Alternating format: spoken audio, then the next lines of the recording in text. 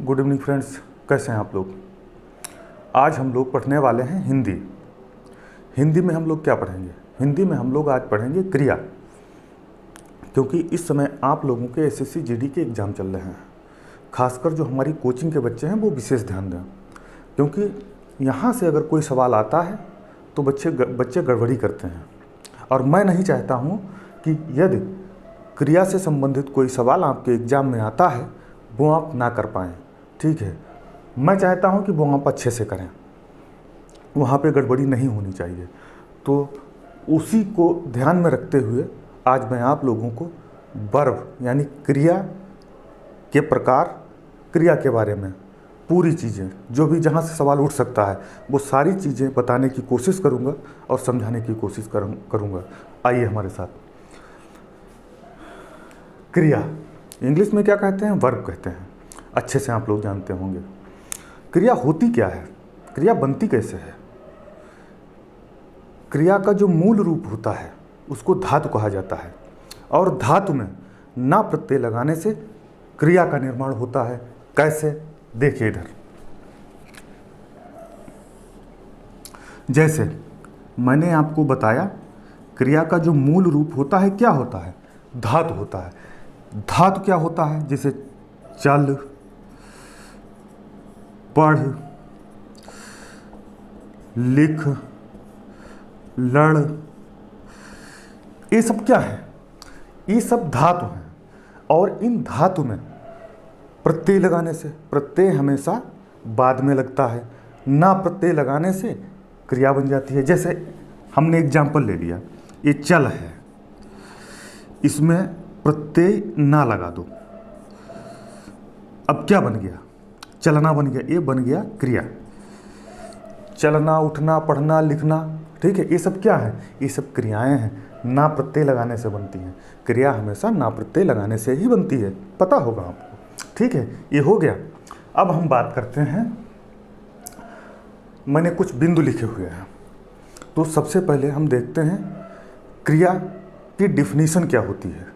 जिस शब्द में किसी काम का करना अथवा होना पाया जाता है उसे क्रिया कहा जाता है। क्रिया होती कितने प्रकार की है? क्रिया दो प्रकार की होती है, अकर्मक क्रिया और सकर्मक क्रिया। अब देखिए इधर, अकर्मक क्रिया और सकर्मक क्रिया। सकर्मक क्रिया दो प्रकार की होती है, द्विक्रमक क्रिया, संयुक्त क्रिया। कुछ मैंने क्रिया के अन्य भेद लिखे हुए हैं, इन पर हम लोग क्रम से चर्चा करेंगे, एक एक करके चर्चा करेंगे।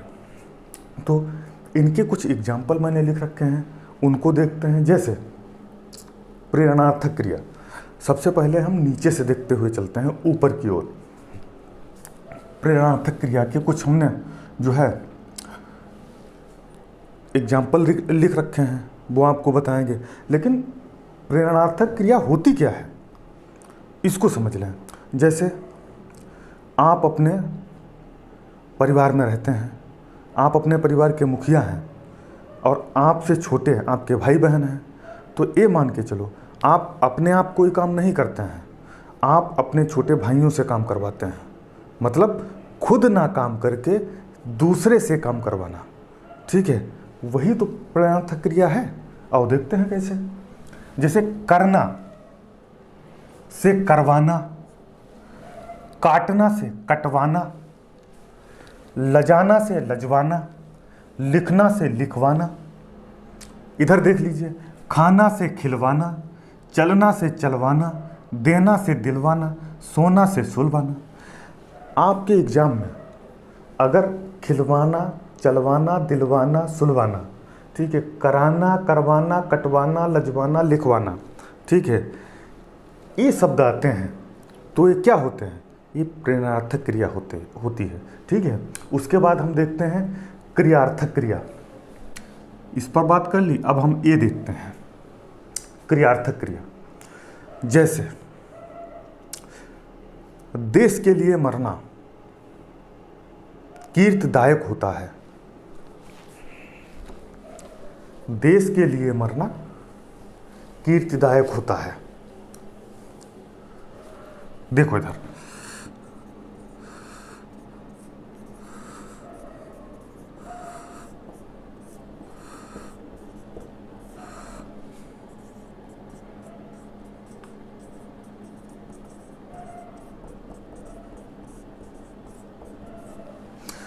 देश के लिए मरना कीर्तिदायक होता है, क्रिया है।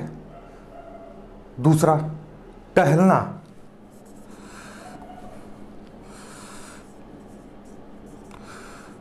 टहलना,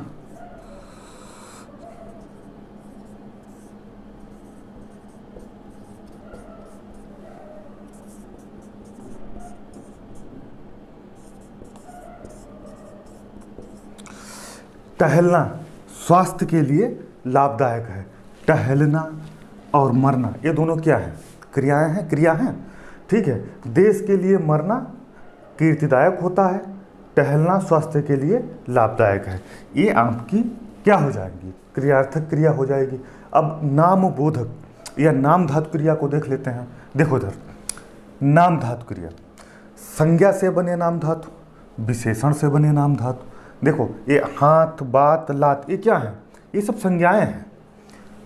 हाथ, बात, लात, ये संज्ञाएं हैं। इधर गरम, ठंडा, पागल, ये सब क्या है? ये सब विशेषण है। पता है आपको, आपने खूब पढ़ा है विशेष्य क्या होता है, विशेषण क्या होता है और प्रविशेषण क्या होता है, अच्छे से पढ़ा है आपने, ठीक है।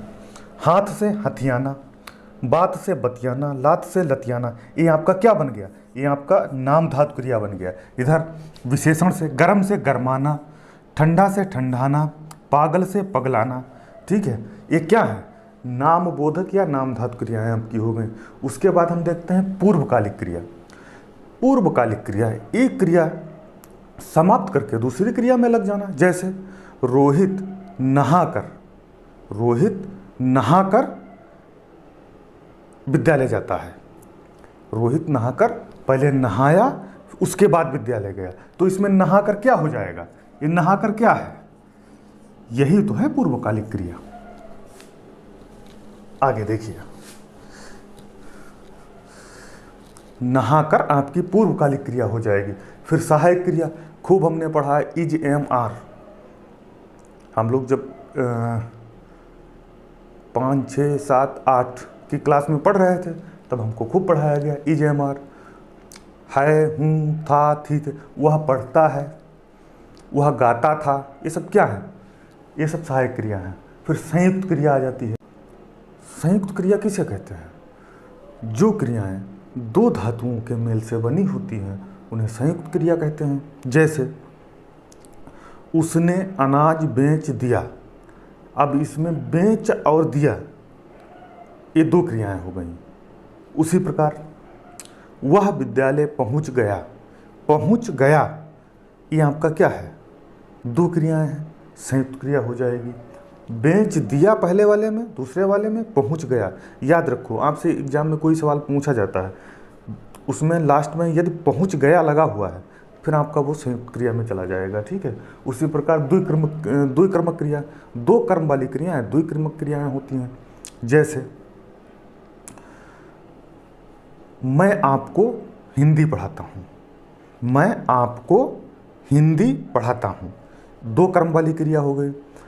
फिर श्वेता ने गीता को बांसुरी दी, ये किस में जाएगा? ये द्विक्रमक क्रिया में जाएगा। अब हम बात करते हैं अकर्मक क्रिया और सकर्मक क्रिया पे।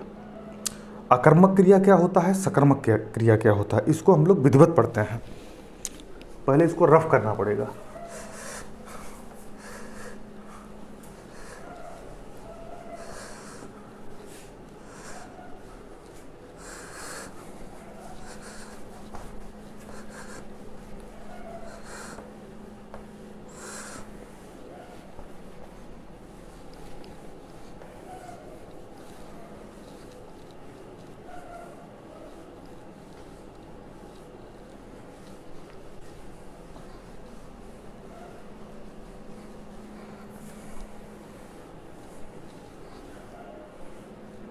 देखो इधर,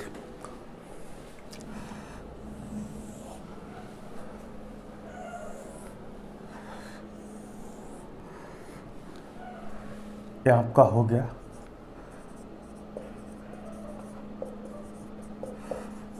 अकर्मक क्रिया, इधर आपका हो गया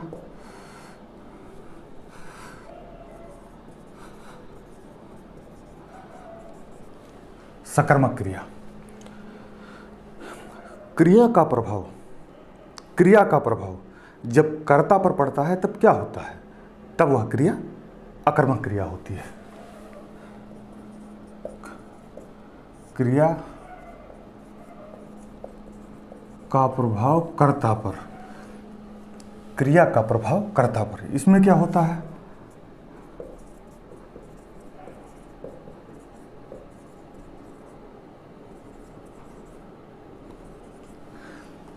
जब क्रिया का प्रभाव कर्ता पर पड़ेगा तब क्रिया अकर्मक क्रिया होगी। जब क्रिया का प्रभाव कर्म पर पड़ेगा तब वह क्रिया सकर्मक क्रिया होगी। आई बात समझ में? जैसे हम देखते हैं, एग्जाम्पल देखते हैं, वह रोता है, वह रोता है, ये क्या हो जाएगा? ये अकर्मक क्रिया हो जाएगी। सकर्मक क्रिया, वह अपना रोना रोता है। अब देखो इसमें, वह रोता है, प्रभाव किस पर पड़ेगा? रोने का, कर्ता पर पड़ेगा, तब क्रिया कैसी हो जाएगी? अकर्मक क्रिया हो जाएगी। वह अपना रोना रोता है, वह अपना प्रभाव किस पर पड़ रहा है? रोने पे पड़ रहा है, कर्म पे पड़ रहा है, ठीक है, तब क्रिया कैसी हो जाएगी? तब सकर्मक क्रिया हो जाएगी। दूसरा देखिए, जैसे माता पिता, इसको आप समझ लीजिए, आप लिख लीजिए, मैं बोल रहा हूँ। माता पिता बाग में टहलते हैं, कैसी क्रिया होगी? अकर्मक होगी या सकर्मक होगी? बताओ। माता पिता बाग में टहलते हैं, टहलने से कोई क्रिया हो रही है? नहीं हो रही है। माता पिता बाग तक टहलते हैं। दूसरे यही शब्द हम कहते हैं, यही वाक्य कहते हैं, माता पिता बाग तक टहलते हैं। देखो इधर, माता पिता बाग में टहलते हैं। माता पिता बाग तक टहलते हैं। अब देखो इधर, इसमें देखो, ये आपका आकर्मक होगा, ये आपका सकर्मक होगा। कंफ्यूज होंगे आप कि ऐसा कैसे हो सकता है, कैसे हो सकता है? मैंने आपको बताया, जब क्रिया का प्रभाव कर्म पर पड़ेगा, ठीक है, तब वह क्रिया अकर्मक क्रिया हो जाएगी। माता पिता बाग तक टहलते हैं, ठीक है, मतलब बाग के खत्म होने के बाद वो रुक जाते हैं, बाग तक टहलते हैं, ठीक है, मतलब बाग तक जाने के बाद क्रिया समाप्त हो जाती है, ठीक है। जब प्रभाव किस पर पड़ेगा? कर्म पर पड़ेगा ना भाई। माता पिता बाग तक टहलते हैं तो सीधा सीधा प्रभाव कर्म पे पड़ेगा, ठीक है, क्योंकि उसके बाद कर्म होना बंद हो जाता है। बाग तक टहलते हैं, ठीक है। इधर देखिए, माता पिता बाग में टहलते हैं, ये आपका हो जाएगा, प्रभाव कर्ता पे पड़ रहा है, लेकिन यहाँ कर्म पे प्रभाव पड़ रहा है। अगर हमने तक लगा दिया, जैसे दूसरा एक एग्जाम्पल समझिए, बच्चा साइकिल चलाता है, बच्चा साइकिल चलाता है, बच्चा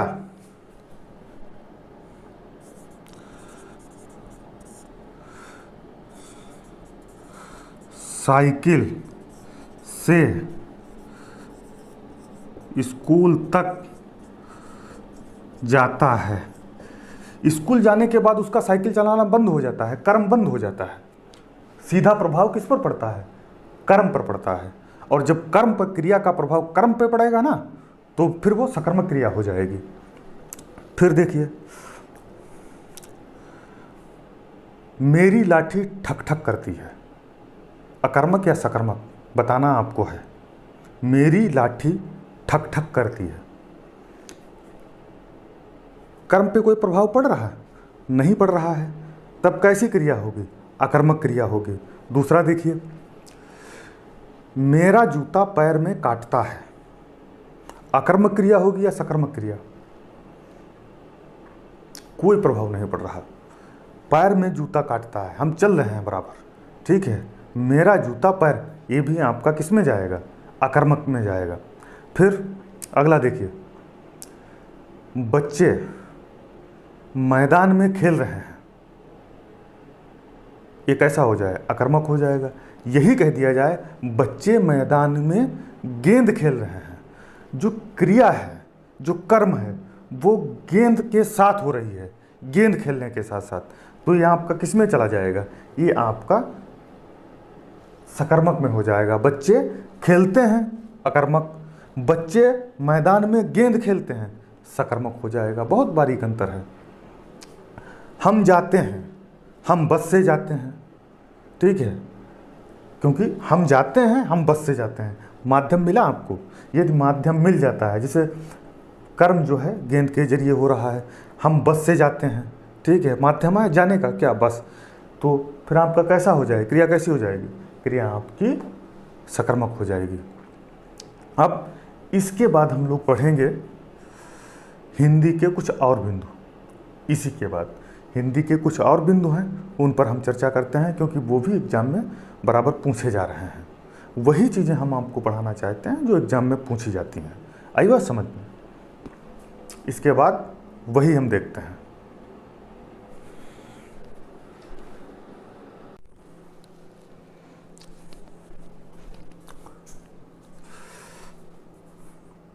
अब हम लोग पढ़ेंगे शब्द भेद। शब्द भेद कितने प्रकार के होते हैं? शब्द भेद बेटा 4 प्रकार के होते हैं। कौन कौन से? उत्पत्ति के आधार पर शब्द भेद, रचना के आधार पर शब्द भेद, या बनावट के आधार पर, और अर्थ के आधार पर शब्द भेद, प्रयोग के आधार पर शब्द भेद। हम लोग क्या पढ़ेंगे? हम लोग आज पढ़ेंगे उत्पत्ति के आधार पर शब्द भेद। तत्सम क्या होते हैं इसके अंतर्गत देखेंगे, तत्सम क्या होते हैं, तद्भव क्या होते हैं। आइए हमारे साथ देखिए। सबसे पहले हम देखते हैं तत्सम शब्द। वे शब्द जो संस्कृत भाषा से ज्यों के त्यों हिंदी भाषा में आ गए। फिर से देखिए, वे शब्द जो संस्कृत भाषा से ज्यों के त्यों हिंदी भाषा में आ गए, क्या कहलाते हैं? तत्सम शब्द कहलाते हैं। जैसे अग्नि, प्रकाश, सूर्य। देखिए इधर, अग्नि, प्रकाश, सूर्य, वायु, आकाश, रात्रि। अब हम देखते हैं तद्भव शब्द। संस्कृत भाषा के वे शब्द जो रूप परिवर्तन के साथ हिंदी में प्रचलित हैं, तद्भव शब्द कहलाते हैं। जैसे आग, सूरज, रात, काम। तत्सम पहचानना। यदि हम लोग तत्सम पहचानना समझ गए तो काफ़ी जो है हिंदी में आसानी हो जाएगी। हिंदी में किस में हो जाएगी? तत्सम और तद्भव पहचानने में। यदि आपने इसको अच्छे से समझ लिया, ठीक है, तो मैं उम्मीद करता हूँ आपसे तत्सम और तद्भव में दिक्कत कभी नहीं होगी। आइए, सबसे पहले 95% शुद्ध व्यंजन अर्ध व बिना स्वर के किस में आते हैं? तत्सम में आते हैं। जैसे अग्नि, सूर्य, राष्ट्र, क्षेत्र आदि। तथा संस्कृत के मूलतः 22 उपसर्ग किस में आते हैं? तत्सम में आते हैं। आगे देखिए, अनुस्वार तथा विसर्ग लगे शब्द प्रायः तत्सम होते हैं। कैसे? इधर देखो, कर्पूर, विसर्ग लगा हुआ है, कर्पूर का तद्भव क्या हो जाएगा? बेटा कपूर हो जाएगा। ज्येष्ठ का तद्भव क्या हो जाएगा? जेठ हो जाएगा। कर्पूर का कपूर हो जाएगा, ज्येष्ठ का जेठ हो जाएगा। इधर देखो, छा, कच्छा वाला छा, ये छा का प्रयोग 99% तत्सम में होता है। कैसे? देखो इधर, क्षत्रिय, नक्षत्र, शिक्षक, लक्ष्य। आया समझ में? अब इधर देखो, ऋर, का प्रयोग अधिकतर तत्सम में देखा जाता है। जैसे देखो इधर, श्रृंगार, कृत, भात्र भार्या, मृतिका। अब देखो त्रा, त्रा का प्रयोग प्रायः तत्सम में देखा जाता है। जैसे रात्रि, राजपुत्र, सूत्र, मित्र, वरयात्रा। क्लियर। अर्धवर्ण या स्वर रहित व्यंजन, रा, ये वाला नीचे लगा हुआ हलंत है, इसीलिए मैंने लिखा है स्वर रहित अर्धवर्ण, सामान्यतः तत्सम होते हैं। जैसे प्रहरी, व्याघ्र, प्रस्तर, मरकटी। मरकटी का मतलब जानते क्या होता है? इसका मतलब मकड़ी होता है। स्वर्णकार। अब हम या को देखते हैं। या का प्रयोग तत्सम में होता है, इसका तद्भव जा में बदल जाता है। देखो इधर, या का प्रयोग तत्सम में होता है, इसका तद्भव जा में बदल जाता है। जैसे देखो युग, ये आपका तत्सम है, तद्भव में इसका या का क्या हो गया? या आपका, मैंने आपको बताया, इधर देखो, या का प्रयोग तत्सम में होता है, ये आपका तत्सम है, इसमें या का प्रयोग है। या का तद्भव में क्या बदल गया? या तद्भव में जा में बदल जाता है, तो फिर युग का क्या हो जाएगा? युग हो जाएगा। अब इधर देखो, ये तत्सम है, युवा का क्या हो जाएगा? जवान हो जाएगा। याद रखना, बहुत पूछे जाते हैं। आगे देखो, शिष्ट और शिष्ट का प्रयोग तत्सम में देखा जाता है। देखो इधर, दृष्टि, ईष्ट, कोष्ठ, षष्ठ। आया समझ में? अब देखो इधर, ये देखो, ट्रा तत्सम में प्रयोग होता है। टिट्टीम, इसको कहते हैं, टिटहिरी को कहते हैं। अट्टालिका, इसका तद्भव क्या बनेगा भाई? टिट्टीम का तद्भव क्या बनेगा? टिटहिरी बनेगा। अट्टालिका का अटारी बनेगा। आगे देखते हैं, यदि तत्सम वा से प्रारंभ होता है, तब तद्भव में या बा में बदल जाता है। कैसे? देखो, ये आपके तत्सम लिखे हुए हैं, इधर आपके तद्भव लिखे हुए हैं। ये तत्सम इधर आकर किस में बदल गए? तद्भव में बदल गए। देखो कितना आसान है। हमने पढ़ाया तत्सम में वा, तत्सम वा से प्रारंभ होता है, तो तद्भव में जाने पर किस में बदल जाएगा? बा में बदल जाएगा। देखो इधर, वणिक का बनिया हो गया, वर्षा का बरसात हो गया, विवाह का ब्याह हो गया, वानर का बंदर हो गया, वर यात्रा का बारात या बारात। कितना आसान है। तत्सम सा का परिवर्तन तद्भव सा में हो जाता है। देखो कैसे, ये तत्सम लिखे हुए हैं, आपका तत्सम में प्रयोग होता है। जो गोल या सीटी वाला सा है, किस में प्रयोग होता है? तत्सम में प्रयोग होता है। श्यामल, सुक, साक, सुंड, ससुर। देखो ये तत्सम है और गोलिया वाला सा सब में प्रयोग हुआ है। अब देखो इधर, इसका उधर जाने पर किस में बदल गया? तद्भव में। इसका सा का ये वाला सा हो गया, श्रोता वाला सा हो गया। सीटी वाला सा से किस में चला गया? श्रोता वाले सा में। श्यामल का सांवला हो गया, सुक का सुआ हो गया, साक का साग हो गया, सुंड का सूंड हो गया, ससुर का ससुर हो गया। क्या कितना आसान है, कोई दिक्कत नहीं इसमें, आराम से आपसे हो जाएगा। बस ध्यान रखो, ध्यान आपको क्या रखना है? ध्यान आपको ये रखना है कि तत्सम में हुआ अगर है, तद्भव में बा में बदल जाएगा। तत्सम में सा है तो सीटी वाला सा श्रोता वाले सा में चला जाएगा। वही चीज़ें इधर हैं।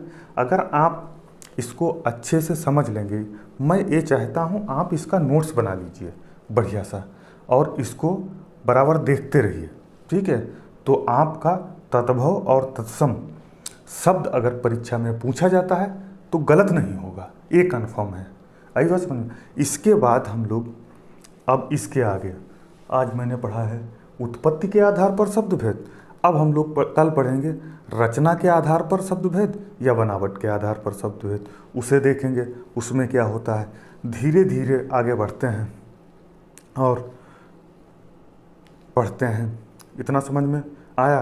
अब कोई दिक्कत, अगर किसी भी तरह की इसमें कहीं कोई दिक्कत होती है तो नीचे कमेंट में आप जो है अपना कमेंट बॉक्स में अपना कमेंट दे सकते हैं। और इसी के साथ हमें इजाज़त दीजिए। कल इसी समय आपसे फिर मुलाकात होती है।